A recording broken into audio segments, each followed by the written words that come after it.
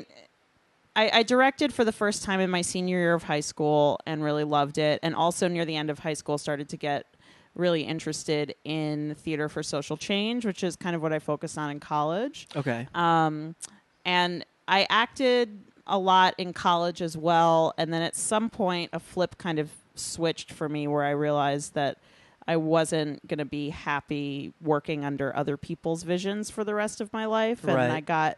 I got really passionate about political theater and creating my own companies and new work and kind of changing the landscape. So I switched to directing, which is definitely the right choice for me.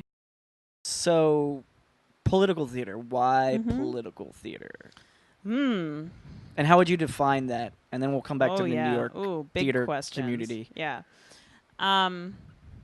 Well, there are a lot of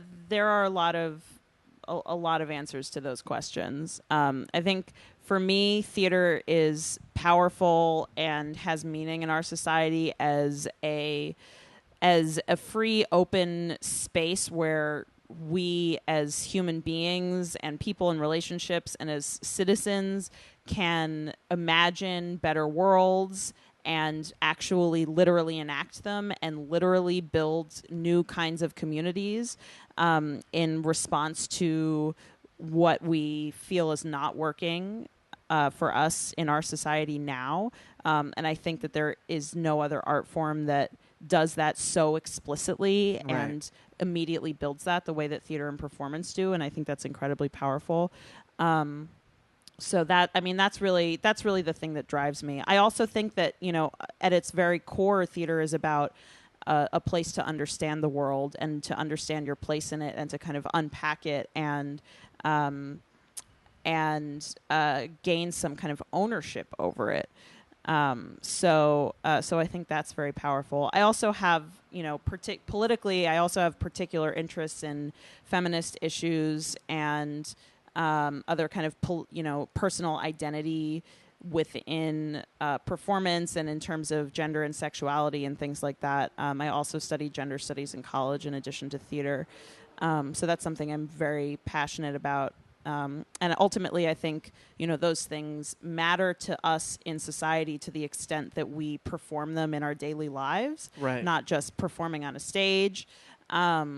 So I think that, you know, performance is this very kind of crucial place to enact activism and to express identity and build community around those things and to theorize ultimately too. You know, we don't necessarily have to privilege the kind of written word or scholarly texts in terms of developing theories about who and why we are. Right. We can also do that visually and three-dimensionally and in community and artistically. So, yeah.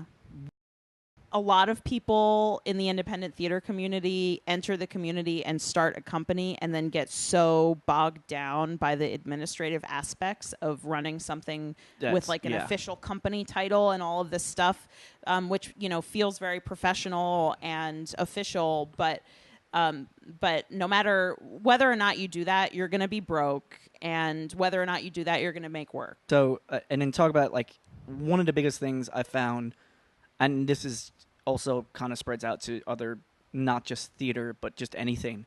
I mean, there's a lot of them in New York, you know, tri-state area. Finding venues. Oh God, yeah. What about it? Just how is worst. that? Yeah, that it's the worst. How do you personally go about that? Is it through the people? I mean, nepotism is the greatest thing ever for a lot of that. But do you find that as a director working in the community, do you find that people come to you, you go to them, you have I have this project, or you go to like someone like Poetry Theater Productions? Yeah. Like, how does that work for you on a? Yeah, it's a tricky thing to figure out. I've found for the most part, the majority of the work that I've done so far in New York has been kind of under somebody else's umbrella. So Right. I've been able to kind of like, you know, enter and, you know, have access to some space and, you know, producing support and things like that from other people. But the larger projects, the more substantial projects that I've done have been self-produced, which I think a lot of people at my level have that experience because, you know, if you want to just be making work that's that big, you have to create the opportunity yourself. Right. I mean, more like there's a horror story that in hindsight is like, this is so preposterous that this actually happened. Well, yeah, I mean, God, there's so many different kinds of horror stories. Okay. But I mean, I think ultimately all of those come down to me being a baby, like me being young. I mean, and that's like one of the hardest things about directing is that you can't. There's a real limit to how much you can learn about directing, like in a classroom in school. You really have to do it. You have to be in the room with other people doing it and watch, and you have to get in the room and do it and get your feet dirty and make mistakes. And you know, it's a very esoteric thing that we do. The only way to learn how to do something is just to do it, because it just means that you're going to fuck up a lot and you're going to fail and things are going to be really hard and you're not really going to know how to do things. You're just going to have to like put on a blindfold and feel your way around. So that leads to a lot of shit shows. Yeah. And a lot of learning. Right. There are things, and it could be pop culture, it could be just whatever it is, things that you are really into and passionate about that other people, that you talk to people who aren't in what you do. Yeah.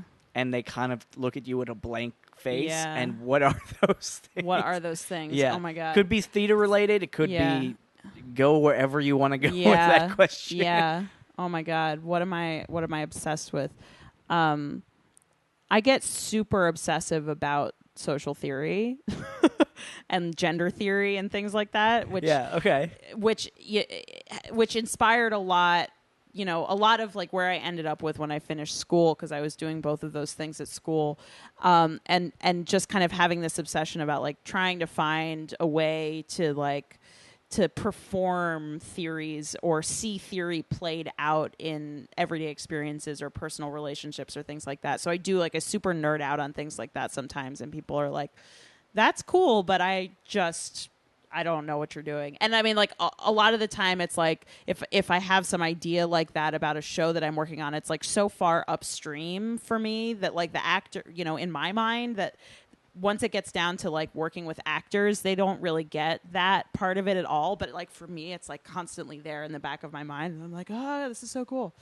I'm a super visual person, which is another reason why directing is great for me. And I get really obsessed with the way people compose themselves in a room, and the way people use space naturally. And then do you draw? No, I don't. Not really. No. Okay. But I do, like, when I'm working on a piece and I'm working on staging or something like that, like I have over there, I have a bag of G.I. Joes that I use. Okay. I was going to ask because I'm sure, I was just like, there's something. There's something. Yeah. No, I stage on this very coffee table right here with tiny little plastic G.I. Joes that I got at a dollar store. Yeah, and also sometimes, like, if I'm at a party or something like that and I, like, need to take a break from the, like, intense social situation, I'll just, like, sit down in the corner of a room and just, like, watch, like, not listen to anything, but just, like, watch the way that people move through space and, like, what is it? There are, like, 3 people over there, like, in a corner and this other person with their back turned away, and, like, what story does that tell? And, like, watching how people move when they're dancing, and, yeah, I get super... Sometimes I creep people out in social situations because I just, like, watch. Do you do the invent story?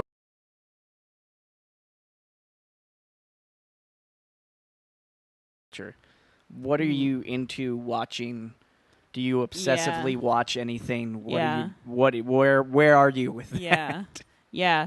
Do you want to know what I was doing right before you came in today? Sure. I was watching the new Taylor Swift video, like, on repeat. I don't know. I think I'm very... Why that? That just seems very specific. Man, I never used to give a shit about, like, pop music and pop culture, like, not since I was 12 years old, you know, until I started getting really into the experimental performance art scene, like, underground in Brooklyn, because all of those people are, like, using pop culture as a way to as a way to like unpack all of the bullshit lies that they've been told their Yeah, whole it's lives, it's you a know? way. It's such an interesting way to frame it, and Right. that's why I was like, that seems awfully specific. There Yeah. has to be something. Yeah, Like, are you yeah. watching the staging and being like, Yeah. Well, okay, so the new let me tell you about the new Taylor Swift song Go and video, ahead. Jamie. It's called "Shake It Off," and the like the thesis of the song is people are bullshit and they're always going to try and tell you what to do and tell you who you are, and I just want to shake it off and like be myself.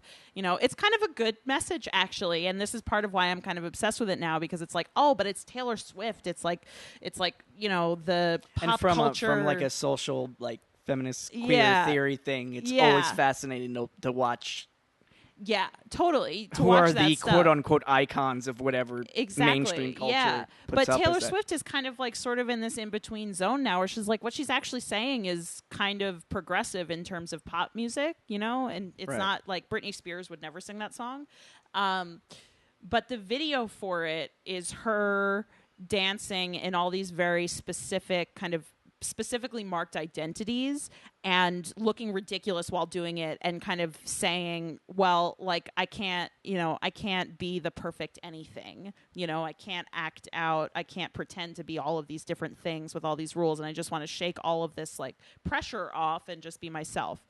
And it's cool, like you see her like in a tutu in this ballet scene where she's like just like dancing horribly and looks really ridiculous, and a bunch of other things like that.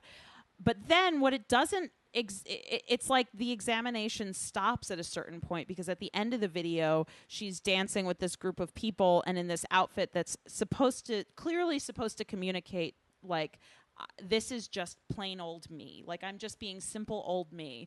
And she doesn't examine, well, what are the ways that like social constructions are played out on my body in this simple old me? Like, oh, I'm just regular old me who happens to be a like 100-pound, 5'11", gorgeous blonde, woman who like looks a certain way and acts a certain way. And it's like anybody can be themselves, but like it's actually, it's a lot easier for me because I'm gorgeous and rich, and white.